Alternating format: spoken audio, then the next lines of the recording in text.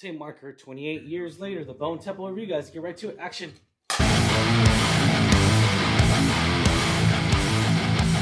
What's going on, Alamo City Movie Talk fans? As always, I'm your host, Ryan D, aka Nola Ryan 680. I'm Angela at that Kelly Ange. And this is Alamo City Movie Talk, guys. You know what to do, ladies and gentlemen. Be sure to like, share, and subscribe. And yeah, welcome to the world of movies, guys. We are here. It is Tuesday. We just got done watching The Pit, season 2, episode 1. We just got done watching that, and a night of the Seven Kingdoms, a spinoff of the Game of Thrones, Both and new shows, both great new TV stuff. HBO Max, which undoubtedly just never fails, rarely fails, and just. And yeah, I mean, come on. It's just, they're filmed just like movies. It's so crazy to me how well written and how well, how respectable is HBO Max, coming off of the Golden Globe winnings, took the most winnings of a TV show, which was The Pit. So we're back at it. But anyways, let's get right to it. Maybe we'll do a Pit. I'm still debating. Honestly, it's our schedules, guys. I want to do every single episode. It's just hard because there's so much good TV right now. Like you said, there's the There's a lot going on. There's The Pit, there's Euphoria. Bridgerton's going to come out soon on Netflix. Euphoria I think for sure we're going to do Euphoria because Euphoria is in April. I think we'll have a little bit more time.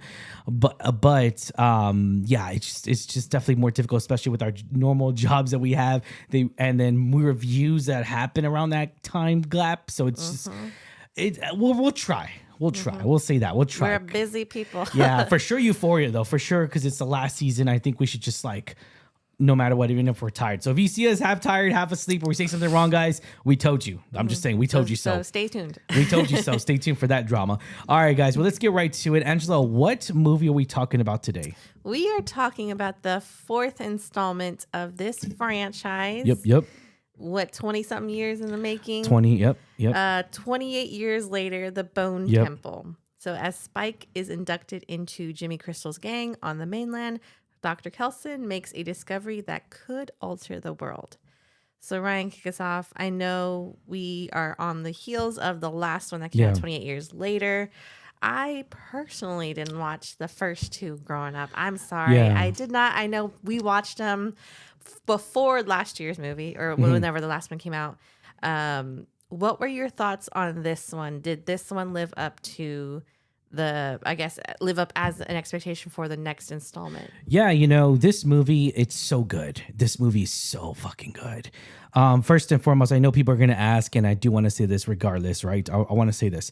This would be technically, because this started a new trilogy, but technically, if this would continue the saga, if it was all together, this would be the 4th film out of the franchise. Crazy to me. But so it's a continuation of the last one. Of the last one, because it's its own trilogy. So the last, I'm just going to reiterate, of course, the one that everyone knows, Cillian Murphy's in it, 28 Days Later, came out in 2002, and then we got 28 Weeks Later, came out about 5 years later with the 2007. So 28 Weeks Later came out. And then, of course, we got such a huge gap from 2007 to 2025. We got 28 years later. Crazy. And it's crazy that we're getting last film and this film such in a close amount of time. Yeah. But I'm not complaining. I like it. Yeah. Definitely. Huge gap here. And so I do want to say this and want to reiterate this as much as possible is the fact that this movie's so good. It's so well written. There's definitely a little character development here where we see so many characters really come into it, and we get to see the Teletubbies really take form here. And we are being fucking serious. Teletubbies that they're really called, and they're Satan worshippers. And we're gonna talk about spoilers. By the way, guys, because this movie's already been out for so long. It's after the opening weekend, so we are gonna talk about the major end. Really the last scene of the movie, if you will, and it's going to talk about potential spoilers, so just keep in mind on that. But the plot thickens, man. It really does. We get to see exactly, first and foremost, Alex Garland's coming is the same writer, of course, as the last one. And I got to admit, it goes back to the storytelling, right? What are you going to show us something different? And they actually showed us something very different. Again, we're talking about spoilers here. We're going to see a zombie, or the alpha zombie. I'm sorry, from the first of this. I keep saying the first one, but it's from the last movie. And it really takes a shape to where Ray Fiennes kind of finds this essentially this he's trying to do tests. He's trying to do trial runs. He's treating it like a pandemic, like a virus, if you will. Well, he treats it, I think, at the very end. Well, in the very beginning, he just wants a friend. Well, I think at the very beginning, he wants a friend, but he's also doing testing of like you say, doing this small testing of like, okay, this is how he reacts to, this is how Samson, the alpha that Samson. He deemed him Samson. Which I thought was a really good name, by the way. Good job, Samson. writers. Good job. So he's like, noticing how his behavior is, kind of testing it. And then I think treats it from a psychological point of like a psychosis, which was very interesting because he had the deduction like. He was going through the trials. That's what I'm saying. That's what I'm saying. He got the deduction of like, I have seen these people who are infected attack women, children, babies. Yep. So he says that. Must see something that we don't see, which that might triggers them. That creates that insanity. Insanity. Yeah. And so I thought that was really interesting. That was a very cool concept. I also, from the last movie, how they kind of started with the whole thing with the alpha being this evolved infected person, like that had a little bit higher really intelligent level than most of the other infected people.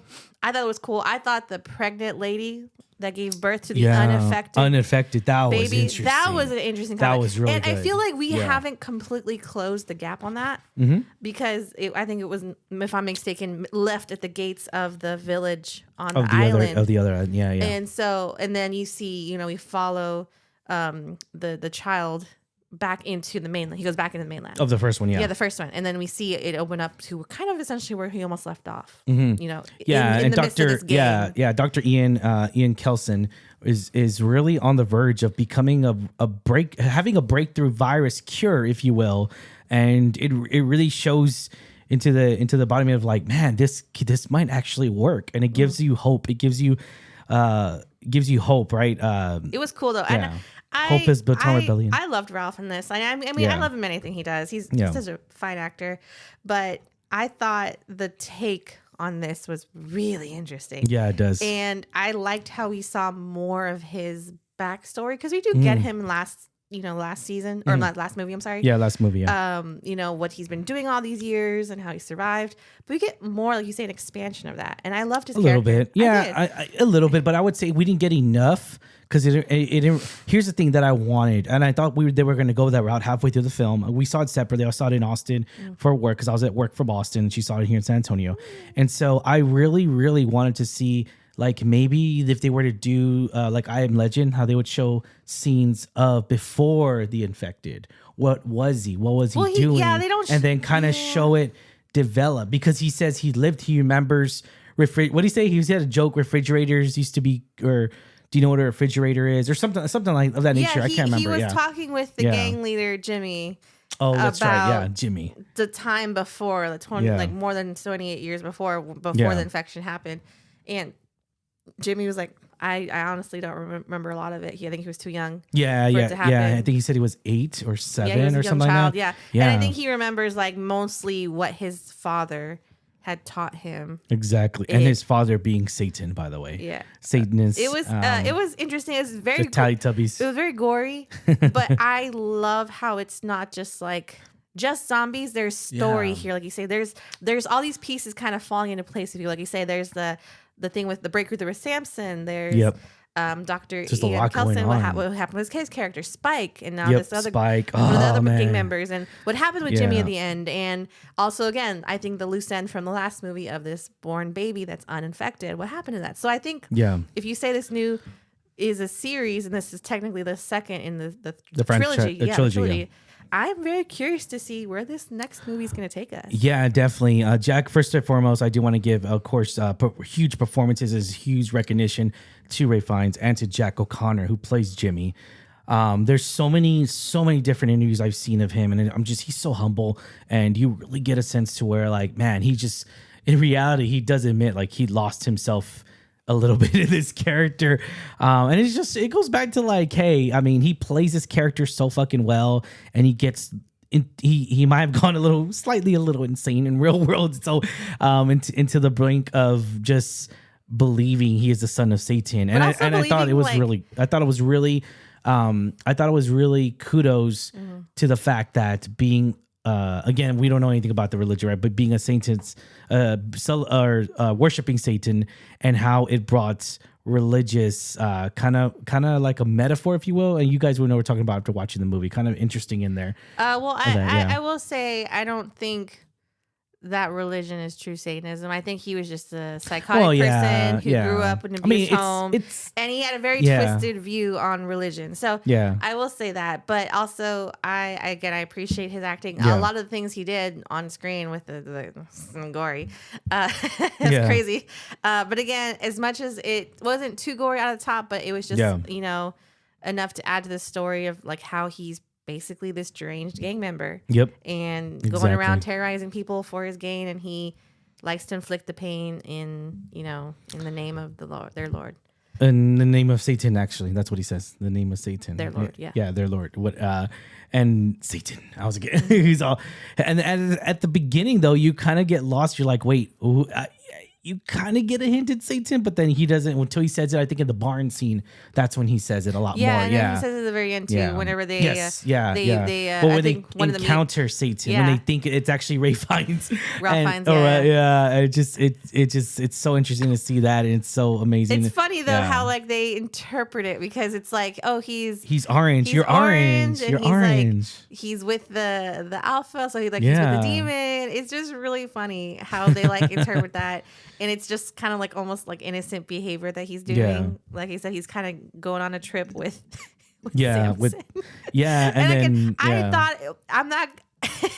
I really, I think the moment when you see just how evolved Samson is, I think my jaw dropped when it's the moon scene.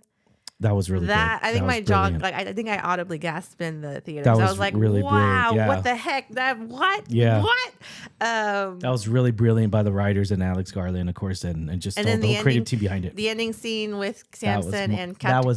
Kelson. That was money. Yeah, I will say, I was just like shocked, audibly gasped. I was like, oh, no way. Oh my gosh. I don't know why I got so excited about that. Because again, it's just this breakthrough that we haven't seen in the previous three films. Yeah, I just gasped for air, and it was really truly a good performance out of there, especially from Samson, to really see where, because you see that obviously from the last movie, you get to see how much of a terror and how much crazy and insane he's the villain. Yeah, he's huge. And then you get a backstory, if you will, to where he was when the outbreak occurred. And I love that, because we get an interpretation of it in his eyes, and we get to see the camera work in his eyes. And I still can't believe this is filmed in an iPhone. This is crazy to me. It was really interesting when he was being quote unquote kind of treated. So like you say, that scene where he's on the train and he's having those flashbacks of before the infection. I thought it was very interesting how the other infected reacted to him. Okay. Because normally they don't really like bother each other, right? Yeah. I thought it was very interesting how we see that. Yeah. So you kind of see him slowly becoming more human, less infected, maybe. I don't know. I thought it was a very cool concept. And again, that scene when he has to essentially battle it out and gets all the blood splattered on him. We know from the previous movies that's how the infection spreads. Exactly. What does that mean for him? I don't know. And that's the thing. I love that. I love that we get. I'm hoping that we get the next film to answer this for us. Yeah, I really hope so. Yeah, exactly. And we're ended off on a high note here. We got to see Cillian Murphy come back. That was a cool cameo. That was fucking awesome. I think everyone in the theater was like, I was like, oh man, I was cheering. I was just like, that was a really, really good move by them. That was a really good move. So I feel like that they really, really because remember everyone was talking about it in the last trailer for the last movie. They thought he's a zombie. Yeah, he's in the background in that field. Yeah, I think I had seen. Maybe like the image got manipulated somehow, because it looked like from the still. It looked like him. But then we saw the movie. But if he admitted to being, what if it wasn't his character, but he was just that zombie? That would have been still cool. I thought it was still homage to him. That still would have been nostalgia for me. That would have been like, that's a really like that's a really awful thing to write off his character as. True, like, true, yeah. He's yeah. like the main picture from this franchise, Yeah. if you will, and just to have He's him Oppenheimer. just have him just be a random Yeah. zombie and everything. But again, I think we Exactly. saw the movie. I didn't see that exact scene, so I was like, okay, kind Yeah. of like left my mind. I was like, okay, all right, well, I guess they're done with his character. We're not. Yeah. But then seeing him as the little cameo, I thought that was pretty cool. And so again, I'm very interested to see what kind of part he plays going forward. Yeah, no, That's for cool. sure, for sure. I can't wait to see what else he's going to come up with and everything. So I'm definitely interested to see where, after when it leaves on this big old cliffhanger, right? To where there's more zombies coming out. It looks like he's really found a way to coexist with the zombies and coexist and really just kind of intentionally, he has a daughter, right? I mean, we're assuming it's a daughter, and it seems like he's learned to live with with reality, and he's to survive, to like survive, and sustain. but that's the thing too. It's not like survival, like you're going from play. It's very stable survival. Yeah, sustainability.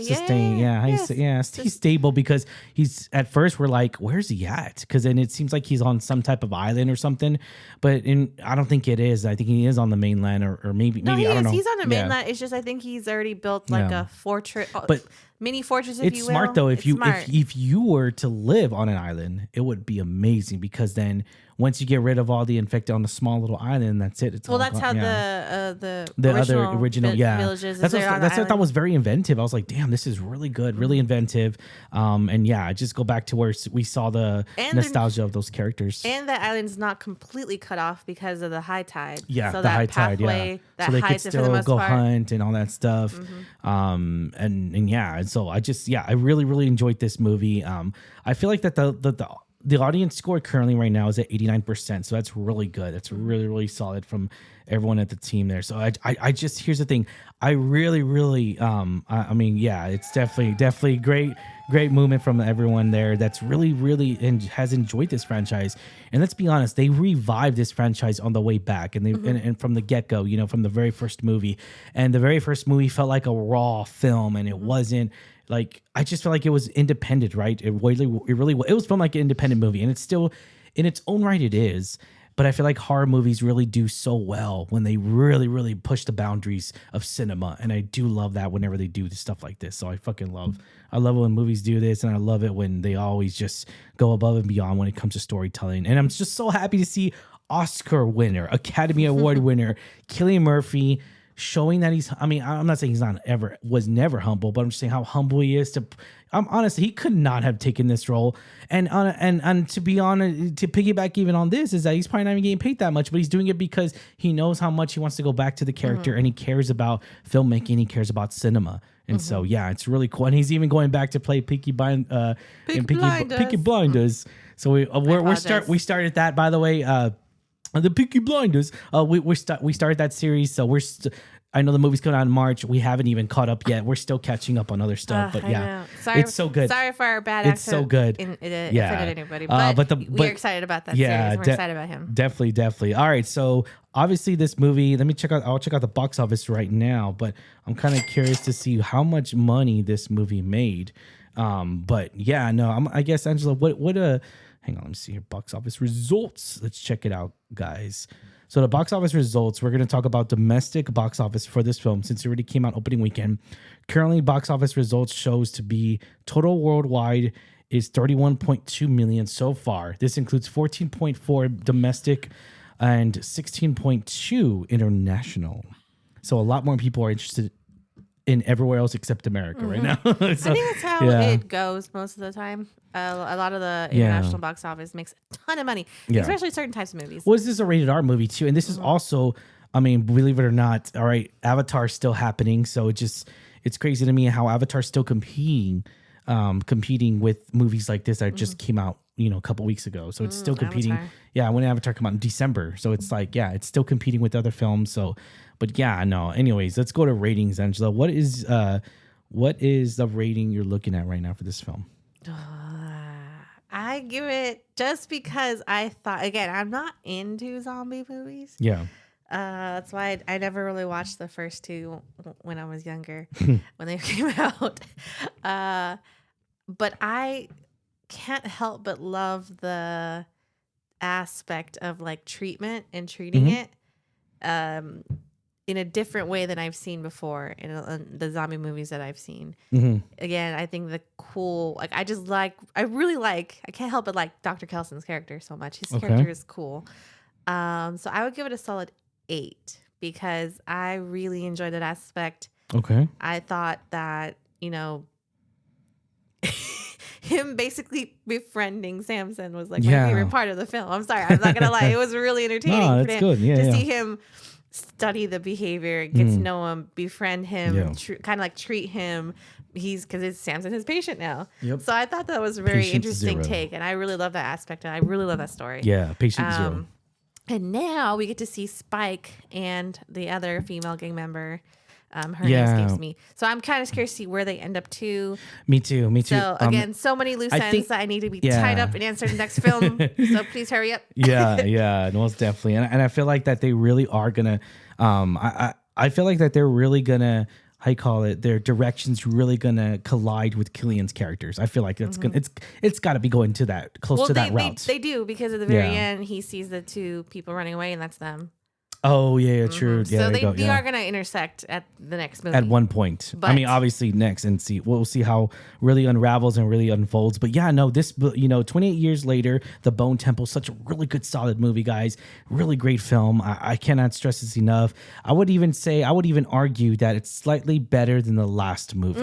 I would slightly bet. Said that. Yeah. As soon as I walked out of the theater, I was like, you know what? I like it better than the last movie. Yeah, and honestly, it's because of Ray Fiennes' fucking performance as an Iron Maiden. He's all like, what do you say? He said, fuck it, if you're gonna go 100%, or what do you say? Something when he's picking out the song. Yeah. Pretend to be Satan. I thought that was good. Performance was amazing. Great. It was so amazing. That was amazing, man. He's again testament to he's such a wonderful actor. Yeah. I would love to meet him in person. He's so great. He's fantastic, and that's the thing too. He's done so much better things than Lord Voldemort and all this stuff, and he's done way better things. One of the best performances out of him. I mean, I could go on and on, but there's two of them. Obviously, the first one's the Grand Budapest Hotel. I've loved him in that movie. He's such a grand film, but yeah, he's an influential actor, and he really it brings the A game, and he really stands out, even as supporting character, because he was a supporting character in the first one, and then now he became, I guess, still supporting semi, because it is still about it's still supporting it, but he makes a huge impact with what screen time he's got. And I loved every motive of his performance, Jack O'Connor as well, the direction it took, and really the expansion of the franchise's tone as 28 years later, as it kept that same tone and gave us something new and different and took that risk. I appreciate that a lot. But yeah, I'm going to give us a solid 9 out of 10, guys. 9 out of 10. I really did enjoy this movie. So I really enjoyed this movie a lot, and it's such a grand film. And go check this out at a movie theater. Go check it out in cinema. What did Stellar Skarsgård say? He said, share a pulse with somebody. Watch it in cinema. Watch it with strangers in cinema.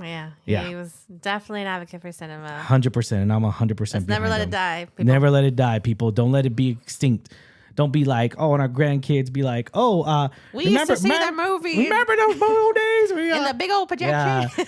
Yeah. So another thing, before we cut off here, guys, I kind of see memes of nostalgia. Remember, we used to be able to play games at Walmart and to test them. That was so cool. Yeah, you were like playing up like this, and we would be like, my neck. Isn't your neck hurting? Nope. And you used to test Honestly, play games. I think whenever I would go to Best Buy, like whenever we have to buy anything, I'd be like, okay, I'm gonna go in the game area, and then I would just and the movie area. I would go to the movie area too. I'd go to the game area and just be like, either watch or like play the games. And then that would be passing time until and then I don't know if you remember, but McDonald's, they used to have the game consoles in that circle play area. Okay, well, yeah. No, I went to one of those players she was one rich. time, and I stepped in pee, and I never went back. Oh, that's right. You had a what do you call it? You had a what do you call it? You had a bad experience, or how do you say it? Dramatic. Dramatic. There you go. Yeah. A tragedy. I must have been like 8 or something, like 8 or 10. I don't know how old I was. Man. I was like 8, and then I was playing that. I was crawling in the tube, and I stepped in pee. And damn, that is nasty. That is nasty. Yep. All right. All right, guys. All right. Well, thank you so much, everyone. Thank you so much for making us a part of your day. As always, I'm your host, Ryan D. A Canola Ryan 680. Angela, that killed you. And this is Alamo City Movie Talk, guys. You know what to do. Like, share, and subscribe. And see you at the movies. Latest.